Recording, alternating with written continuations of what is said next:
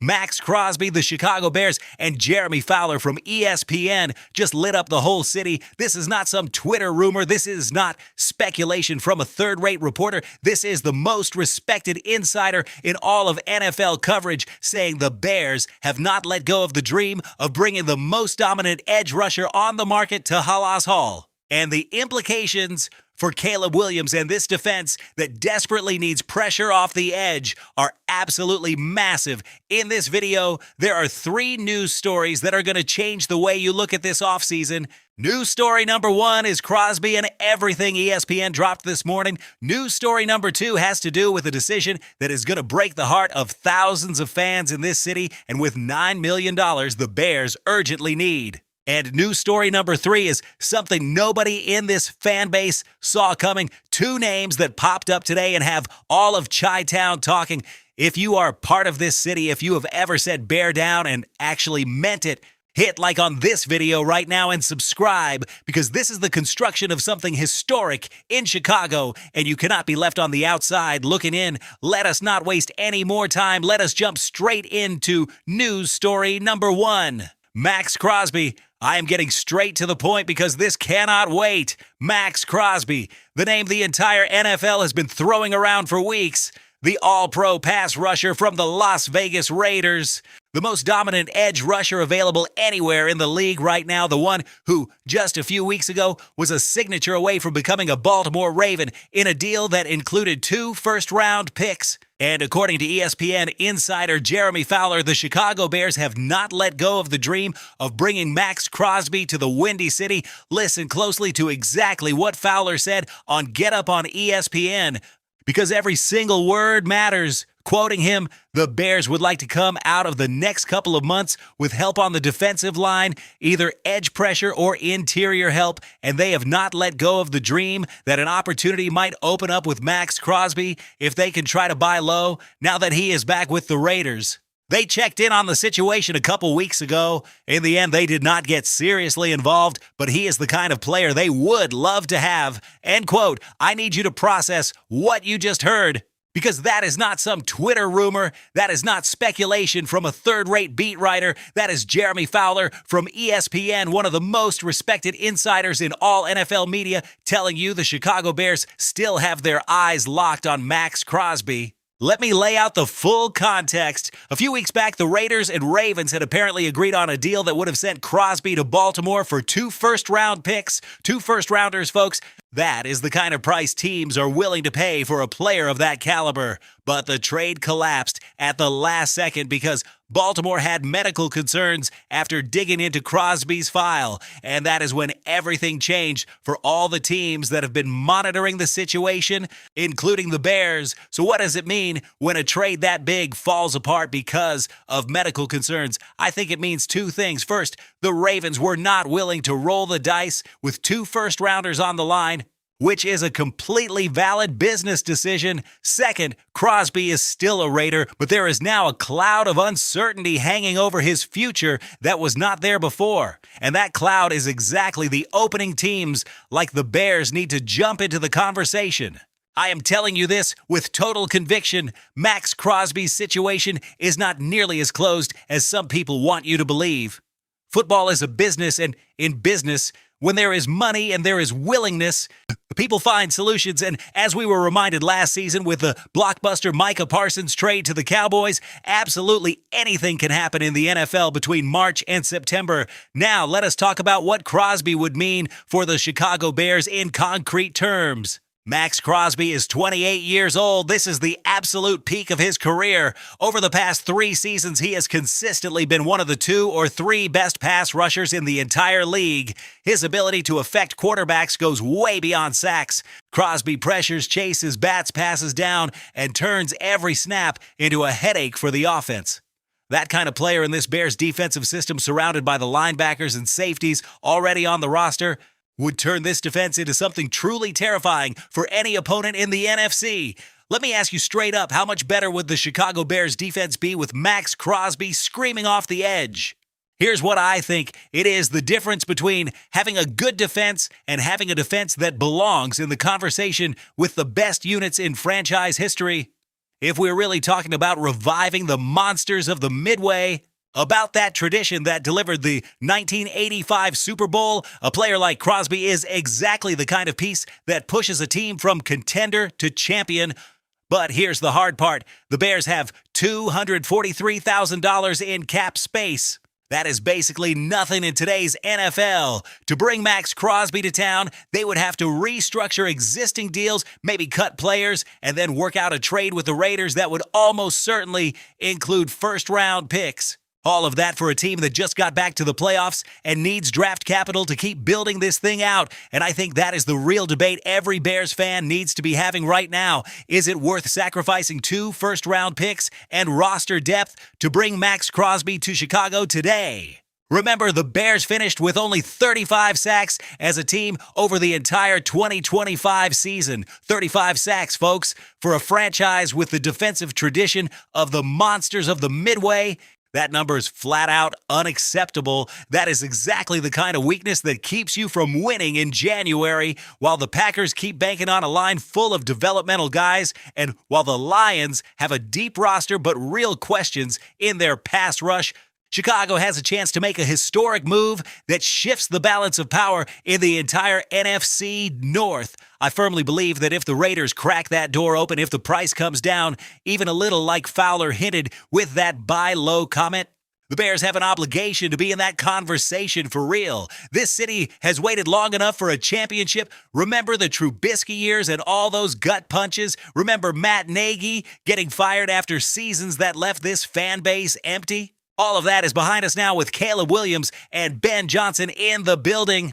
And now with this team finally moving in the right direction, this is not the time to play scared. The teams that win Super Bowls are the ones bold enough to go get the difference maker when the opportunity shows up. A player of Crosby's caliber does not come available very often, and when one does, the winning organizations are the ones that act. Bear down, Chicago. This is the moment everyone has been waiting for. But if you think that is the only bombshell coming out of Halas Hall this week, you are completely wrong, because what comes next is tied to a decision that could break the heart of thousands of fans in this city and involves a pile of money the Bears desperately need if they're going to make moves on the market. Do not go anywhere. News story 2, Cole Kmet. I need you to dial in on this with maximum seriousness. We're talking about Cole Kmet, one of the most reliable tight ends this franchise has had in the modern era, an Illinois native, somebody who grew up loving this team and had the privilege of wearing the navy and orange for 6 full seasons. And today, Christopher Knox from Bleacher Report put Kmet on a list of the most notable cut candidates in the entire NFL before the 2026 season kicks off. Here's exactly where things stand. The Bears have $243,000 in cap space available. That is basically nothing in today's NFL. To put that into perspective, the minimum salary for a practice squad player is higher than that. The Bears need to create space under the cap, and they need to do it now, not in June, not in July. Right now, because the market is active, and every day that goes by is another day when some other team can sign the player the Bears badly need. And Kmet is the most obvious solution from a financial standpoint. If the Bears cut Cole Kmet after June 1st, they free up $9 million in cap space, $9 million Chicago, in a situation where the team has less than $250,000 available. That is a massive swing. That is the difference between being able to sign that edge rusher this defense has been crying out for and being stuck on the sidelines watching. That is what lets them stay active in the market instead of standing there with their hands in their pockets. Here's the problem, though, and I think this is the toughest dilemma Ryan Poles has faced since taking over this organization. Cole Kmet is not just a line of numbers on a spreadsheet. Kmet is the kind of player who showed you the heart and soul of this team during the darkest stretches of the last few years. When the Bears were losing games and the fan base was on edge, Kmet was always a pro, always grinding, always giving everything snap after snap, no matter what the scoreboard said. But the reality of modern football is brutal. And the reality is this. In the 2025 season, Colston Loveland arrived and instantly took over the TE1 role. Loveland was one of the Bears' best offensive players last year. Young, explosive, cheap against the cap, and with years of high-end production still in front of him. With Loveland as the unquestioned top tight end, the question Ryan Poles has to ask is simple. Does it make sense to pay $9 million for the second tight end on your depth chart? Let me throw this back at you. On what NFL team is the number 2 tight end pulling $9 million in salary? I think the answer is very, very few. And in the Bears' case, with one of the tightest cap situations in the league, the answer becomes even more obvious. Knox wrote in Bleacher Report, and I am quoting, the Bears would probably rather trade Kmet or restructure his deal than cut ties outright. At 27 years old, he's been a very dependable contributor in Chicago, but if the Bears cannot hammer out a restructure or find a trade partner, they can save $9 million by cutting him after June 1st. If Chicago can add depth behind Loveland during draft weekend, moving on from Kmet would make a lot of financial sense. That is cold, hard, professional football analysis, and I get perfectly well why a lot of Bears fans are going to feel this as a real loss. Kmet is one of our own. But the organization has to make decisions that put it in position to win a Super Bowl, and sometimes those decisions hurt. I believe Poles is going to explore every possible trade scenario before he pulls the trigger on a cut. That is what a smart general manager does. Kmet is 27, blocks well, and has enough production on his resume to draw real interest around the league. It would not be a shock at all to see teams like the Saints, the Panthers, or even the Giants calling Halas Hall to ask about him, but the clock is ticking, and if no trade partner appears, if nobody is willing to put a decent offer on the table for Kmet, the Bears are going to have to make the hard call. Because $9 million in this organization's current situation is not a minor number. It is the difference between being able to take a real swing at Max Crosby or being able to sign Leonard Floyd or being able to add the depth this defense needs to take that next step. Let me ask you directly, should Ryan Poles exhaust every trade possibility before cutting Cole Kmet, or should the Bears just rip the bandage off, clear that $9 million in cap space right now and pour that money straight into the defense? I want to see your takes in the comments because this is exactly the kind of debate that shapes the future of this organization. And speaking of players who could benefit from that freed up cap space, here comes news story number 3. Because while the Bears wrestle with these brutal financial decisions on the roster, the front office is still actively hunting for the pieces that are going to transform both this defense and this offense for the 2026 season. And there are 2 names that popped up today that have the entire Chi-Town fan base buzzing. News story 3, DeJohn Stribling died Sabio, Leonard Floyd. There's something that has been on my mind since this morning, and it is no small thing. The Bears have the lowest cap space in the entire NFL right now, and even so, Ryan Poles keeps moving pieces, keeps combing the market, and keeps looking for ways to improve a roster that took this team to the playoffs last year and put it one step away from something special. And today, 2 names emerged that perfectly capture this new regime's philosophy: smart, versatile, and an outstanding eye for value where other teams are not even looking. First, let us talk about the draft. Because the draft is where smart teams build their future. And under Ryan Poles, the Bears have proven to be one of the sharper front offices when it comes to evaluating talent. According to Ryan Fowler from the Draft Network, the Bears have scheduled one of their 30 official visits with DeJohn Stribling, the Ole Miss wideout who runs the 40 in 4.37 seconds. 4.37, folks, that is not regular speed. That is defense-changing speed. That is exactly what Ben Johnson needs in this offense to stretch the field and give Caleb Williams more room to operate. Let me put it this way. How many receivers in the 2026 draft class run sub 4.4 in the 40 and block like offensive linemen? I am telling you right now, not many. Very, very few. Stribling stands 6'2" and checks in around 207 pounds. This is not some tiny receiver who can only live in the slot. This is a player with size, with wheels, and with a blocking mentality that almost nobody else in this receiver class can match. Look at what Stribling put on tape at Ole Miss in 2025. 55 catches, 811 yards. 6 touchdowns, 16.4 yards per reception, 16.4 yards a catch. Chicago, that is legit vertical damage. And in the college playoff run, in only 3 games, he racked up 17 grabs for 274 yards. This is a player who rises when the lights get bright. That is exactly the mindset Caleb Williams needs around him when things get real in January. According to Pro Football Focus, Stribling finished his college career with a drop rate of only 4.2% over 5 seasons. And in his final year at Ole Miss, that number dropped to 1.7%. That is reliability. That is a receiver who, when Caleb looks that way in the red zone, is going to haul it in. NFL.com analyst Lance Zierlein wrote about Stribling, and here is the quote. He has legit run-after-the-catch speed once he finds daylight. He is also one of the most competitive blockers in the entire receiver class. Stribling projects as an immediate wide receiver 4 who can eventually work his way into a starting role. That is a strong evaluation. That is the kind of player who can contribute from day one in Ben Johnson's system, which, as everyone watching this channel already knows, leans heavily on wideout blocking to spring DeAndre Swift and Kyle Monangai in the run game. Now, I have to keep it real with you. The Bears already have Rome Odunze. They already have Luther Burden III. They signed Calif Raymond in free agency, and Jade Walker is coming back as well. There is already real depth in that receiver room. But let me throw this question out.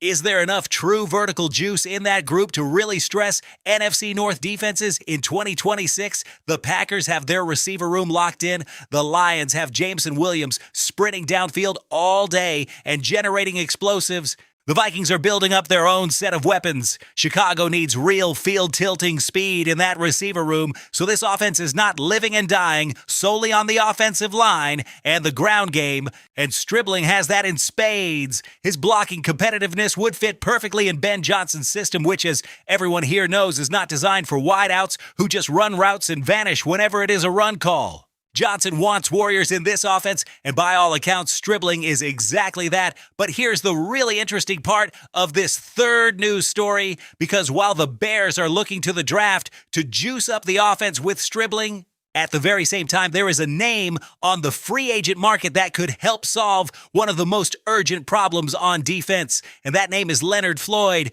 Yeah, you heard that right, Leonard Floyd. The same player the Bears drafted 9th overall back in the 2016 draft, the same player who suited up 4 seasons in Chicago from 2016 through 2019, the same player who walked out of Halas Hall and went on to play for the Los Angeles Rams, then San Francisco, then Atlanta, stacking together a solid, respectable career over 11 seasons in the league. Floyd is 33 now, but according to Christopher Knox of Bleacher Report, there is still gas in the tank, and a reunion could make a lot of sense for both sides. Listen to what Knox wrote, quote, Floyd has entered the veteran mercenary stage of his career. However, the 33-year-old is still a disruptive defender who would make a lot of sense for a contender in need of edge help.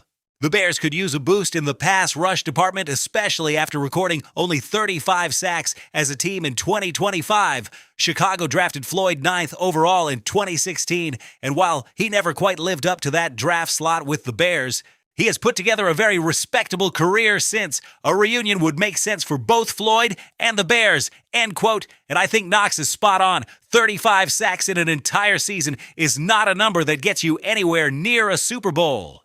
Period. While the Green Bay Packers have Rashawn Gary creating pressure off the edge, and while the Detroit Lions have young, physically dominant dudes flying around on their defensive line, the Bears have to add pieces that can consistently bother quarterbacks. Last year with the Atlanta Falcons, Floyd put up 3.5 sacks, 11 quarterback hits, and 19 total tackles in 15 games. Those are not elite numbers. I am not going to stand here and tell you Floyd comes back to Chicago and suddenly turns into Khalil Mack. That is not the argument. What I am saying is that an 11-year vet who can still generate pressure, who already knows the defensive styles of the NFC North, and who has that extra motivation of closing a career where it all started, is a valuable chess piece on this roster. And here's the part of the equation I like the most. Floyd is not walking through the door demanding superstar money. This is exactly the kind of move Poles could pull off, even with tight cap space.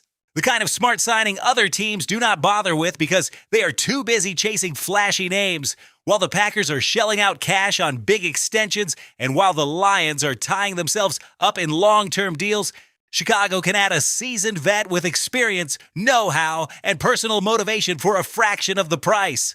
Let me put this to you plainly. Do you think DeJon Stribling and Leonard Floyd are the kind of moves that push the Bears to that next level? Or do you feel this organization needs to swing even bigger and wait for that Max Crosby window to crack open? Because I genuinely believe the answer can be both at once. Polls can sign Floyd now to stabilize the edge group. Keep monitoring Crosby's situation and grab Stribling in the draft to keep stacking pieces around Caleb Williams. Those moves do not cancel each other out. In fact, together they are exactly the kind of deep, layered offseason that separates playoff teams from Super Bowl teams. I have watched this team at its worst. I watched the Trubisky seasons that promised the future and delivered disappointment. I watched Matt Nagy get fired and the dark stretch that followed. I watched Roquan Smith walk out the door. I watched Khalil Mack get shipped to Los Angeles. And now with Caleb Williams growing into the quarterback role, with Ben Johnson building the offense of a lifetime, and with Ryan Poles making smart decisions at every level of the roster, I feel something different about this offseason. I feel like the city of Chicago is on the verge of something historic, and whether it is through a blazing draft pick like DeJon Stribling giving Caleb Williams another weapon, or through an emotional reunion with Leonard Floyd off the defensive edge, or through the out-of-nowhere splash move for Max Crosby, the Bears are building something real, something the South Side and the North Side have been waiting on for decades. Something everyone who has ever said bear down and truly meant it deserves to finally see. This is not the same organization from 3 years ago. This is a front office with direction, a roster with talent, and the will to do whatever it takes to bring that trophy back to Chicago. Bear down. Before we wrap this video, I have 3 questions I need you to answer in the comments right now, because your takes are the engine that keeps this community alive and fuel the exact kind of debate this fan base needs today. First question, and this is the one that is keeping me up tonight. If Ryan Poles gets a call from the Las Vegas Raiders offering Max Crosby at a reduced price, like ESPN insider Jeremy Fowler hinted, would you, as Bears fans, be willing to give up 2 first-round picks and some roster depth to bring the best pass rusher on the market to Chicago right now? Think hard before you answer, because that decision is the line between being a playoff team and being a Super Bowl team. Drop your answer in the comments, because you already know where I stand on this. I spelled it out today. Second question, and this one hits a lot of hearts. Should Ryan Poles squeeze every possible trade option before even considering cutting Cole Kmet? Or should the Bears just free up those $9 million cap dollars right away and pour that money into the defense we all know needs help? Kmet has given everything to this team. Kmet is from Illinois. But pro football is a business, and sometimes business means brutal decisions. Where do you stand? Type it down below right now. I want to read every single answer. And the third question, the one we are closing the video on today, do you think DeJon Stribling has the physical profile, the speed, and the competitive mindset to become a key piece in Caleb Williams' attack in Ben Johnson's system? And if Leonard Floyd comes back to Chicago to close out a career with the team that drafted him, can that 11-year vet move the needle in the pass rush this defense needs so badly? Let me know down below if you think those 2 pieces are enough, or if the Bears still need to swing even bigger. Look, I have been talking about the Chicago Bears on this channel for years. I have lived through every loss, every rebuild season, every disappointing draft, and every flicker of hope this franchise has thrown at us. I watched Trubisky come up short when this city needed more. I watched Khalil Mack and Roquan Smith walk out the door. I watched Matt Nagy get fired and the dark years that followed. And today, for the first time in a long time, I feel like this team is building something real, something solid, something that has a chance to last. Caleb Williams is growing. Ben Johnson is building the offense of a lifetime. Ryan Poles is making smart moves at every layer of the roster. And the 2026 offseason is just getting started. What happens in the next few days, in the next few weeks, all the way up to the April 23rd draft is going to be even more explosive than everything we covered today. And I guarantee this channel will be here for every update, every report, every move coming out of Halas Hall. But to make that work, I need you to be part of this family. If you have not subscribed yet, this is the moment. Do not put it off. Hit that subscribe button right now because tomorrow could bring news that flips everything and you need to be first in line to hear it. Turn on that notification bell so you do not miss a single thing going on with the Chicago Bears in real time. If you liked this video, if you learned something new today, if this debate stirred up strong opinions about Crosby, about Kmet, about Striblin, or about Floyd, smash that like button right now. Every like you leave tells the YouTube algorithm this content matters. And that helps us reach more Navy and Orange fans all over the world, in Chicago, in Illinois, and across the entire Latino community that lives and breathes Da Bears in every corner of the planet. This is your community. This is your channel. We're the most passionate, most informed, and tightest knit family of Bears fans you're going to find anywhere on YouTube. There is no cold, detached analysis here. This is genuine passion, deep football knowledge, and the love of someone who grew up in this city, bleeding for this team from day one. I will see you in the next video, family. Take care of yourselves. And remember, no matter what happens this offseason, no matter what decisions Poles makes, no matter whether Crosby comes or does not come, there is one thing that never changes in this city. Bear down. Chicago, always bear down. Day Bears, always Day Bears.